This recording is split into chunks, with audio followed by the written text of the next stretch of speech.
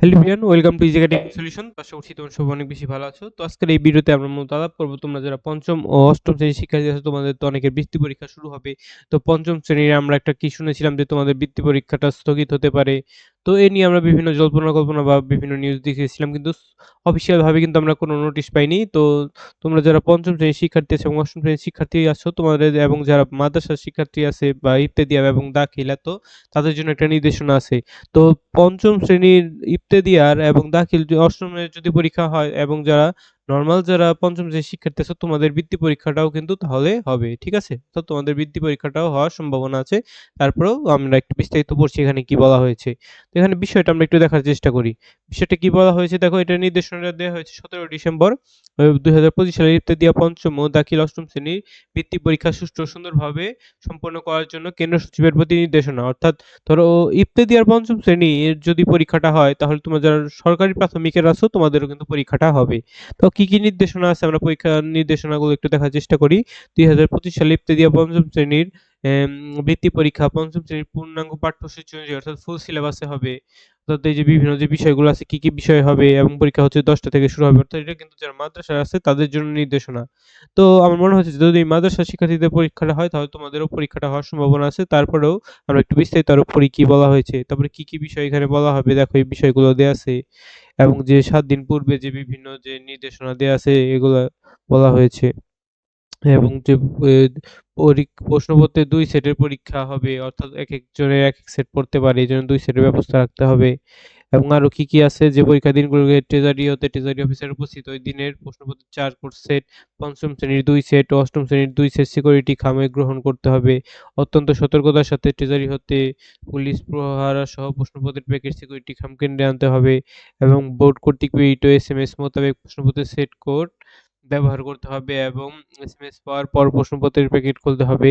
অব্যবহৃত সেটের প্রশ্নপত্রের খাম অক্ষত অবস্থায় কেন্দ্র সচিব সংরক্ষিত করবেন। এবং ইবতেদাইয়া পঞ্চম শ্রেণীর বৃত্তি পরীক্ষার জন্য সুরমা অথবা কুশিয়ারা সেট কোডের মেসেজ প্রেরণ করা হবে। অর্থাৎ তোমাদের যে পঞ্চম শ্রেণীর যারা শিক্ষার্থী তাদের সুরমার সেটের হতে পারে অথবা কুশিয়ারা সেটের হতে পারে। তো অষ্টম শ্রেণীর যারা শিক্ষার্থী তাদের রূপসা বা তিস্তা সেটের এই ২ সেটের পরীক্ষা হতে পারে। তো বোর্ড কর্তৃক যে প্রেরিত মেসেজ মোতাবেক পরীক্ষা গ্রহণ না করলে কেন্দ্র সচিবের বিরুদ্ধে ব্যবস্থা নেওয়া হবে। এবং ইবতেদাইয়া পঞ্চম শ্রেণী ও দাখিল অষ্টম শ্রেণীর জন্য একজন কেন্দ্র সচিব হবেন। তিনি ব্যতীত অন্য কেউ মোবাইল ফোন বা ইলেকট্রনিক ডিভাইস ব্যবহার করতে পারবে না, এবং ছবি তোলা না যায় এমন মোবাইল কেন্দ্রে আনতে হবে। এবং কোনো কেন্দ্রে আসন অনুপাতে শিক্ষার্থীর সংখ্যা বেশি হলে পার্শ্ববর্তী কেন্দ্রে স্থানান্তরিত করতে হবে। এবং প্রতি ২০ জন শিক্ষার্থীদের জন্য একজন করে শিক্ষক দায়িত্ব পালন করবেন। এটা কিন্তু মেইনলি হচ্ছে যে যারা দাখিলের যারা শিক্ষার্থী আছে তাদের জন্য কিন্তু এই নির্দেশনাটা। এবং কমপক্ষে ৩ ফুট দূরত্ব বজায় রাখতে হবে। এবং পরীক্ষা শুরুর ৩০ মিনিট পূর্বে শিক্ষার্থীদের প্রবেশ করতে হবে। এবং যে পরীক্ষা শুরুর পূর্বে যে শিক্ষার্থীরা কেন্দ্রের বাইরের শিক্ষার্থী, অভিভাবক বা অন্য কেউ যাতে বিশৃঙ্খলা সৃষ্টি করতে না পারে, সে ব্যাপারে ব্যবস্থা গ্রহণ করতে হবে। এবং কেন্দ্রীয় সচিবগণ তার আওতার কেন্দ্রের যে মাদ্রাসাসমূহের প্রবেশপত্র মাদ্রাসা শিক্ষা বোর্ডের ওয়েবসাইট থেকে ডাউনলোড করতে হবে। এবং পরীক্ষার্থীদের প্রবেশপত্র কোনো ভুল ত্রুটি থাকলে ৫ কর্মদিবসের ভিতরে যে সংশোধন করতে হবে। ত্রুটিপূর্ণ উত্তরপত্র শিক্ষার্থীদের নিকট সরবরাহ করা যাবে না। এবং পরীক্ষার্থীরা তোমাদের হাজিরা দিতে হবে। তোমরা যেদিন পরীক্ষায় উপস্থিত থাকবে একটা উপস্থিতি স্বাক্ষর নিতে হবে। কোনো পরীক্ষার্থী যদি অনুপস্থিত থাকলে তার তারিখ ও লাল কালি দিয়ে অনুপস্থিত লিখে দিতে হবে। এবং বিষয় অনুসারে ৫০টি করে উত্তরপত্র কোরাগেটেড শিটে প্যাকেট করতে হবে। নির্দিষ্ট তারিখে পরীক্ষার সময়সূচি মোতাবেক পরীক্ষা নিতে হবে। এবং পরীক্ষার প্রশ্নপত্র উত্তরপত্র পরিবহন কাজে পুলিশের সংশ্লিষ্টতা থাকবে। এবং ইবতেদাইয়া পঞ্চম ও দাখিল অষ্টম শ্রেণীর যে বৃত্তি পরীক্ষার জন্য ২ টি পৃথক নীতিমালা বোর্ডে দেয়া আছে, এবং সেখান থেকে প্রিন্ট করে ডাউনলোড করতে হবে। তো এটা গেল মেইনলি হচ্ছে যারা মাদ্রাসা শিক্ষা বোর্ডের আছে তাদের জন্য নির্দেশনা। তো আমার মনে হচ্ছে যদি মাদ্রাসা শিক্ষা বোর্ডের পরীক্ষাগুলো হয় পঞ্চম শ্রেণীর, তাহলে যারা প্রাথমিক যে সরকারি যারা আছে, যারা সরকারি ধরো পঞ্চম শ্রেণীর শিক্ষার্থী আছো, তাদের যে স্থগিত হওয়ার কথা ছিল, তাদের বৃত্তি পরীক্ষাটাও কিন্তু হতে পারে। তারপরেও তোমাদের একটা কাজ হচ্ছে, তোমরা কি করবে?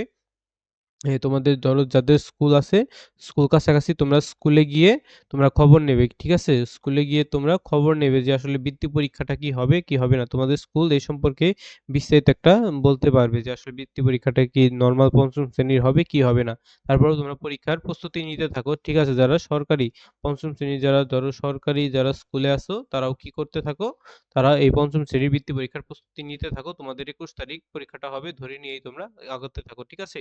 এবং স্কুলে তোমরা আজকে কালকের মধ্যে দ্রুত যোগাযোগ করবে তোমাদের পরীক্ষাটা হবে কিনা। তো আশা করছি বুঝতে পেরেছো এবং আরো কারো যদি কোনো প্রশ্ন থাকে অবশ্যই কমেন্ট বক্সে কমেন্ট করে জানাও। আমরা বিস্তারিত জানার চেষ্টা করব এবং ৮ম শ্রেণীর যারা শিক্ষার্থী আছো, নরমাল শিক্ষার্থী, তোমাদেরও কিন্তু অবশ্যই পরীক্ষাটা হবে। ঠিক আছে? তো সবাইকে ধন্যবাদ জানিয়ে আজকে আমরা এখানেই শেষ করব।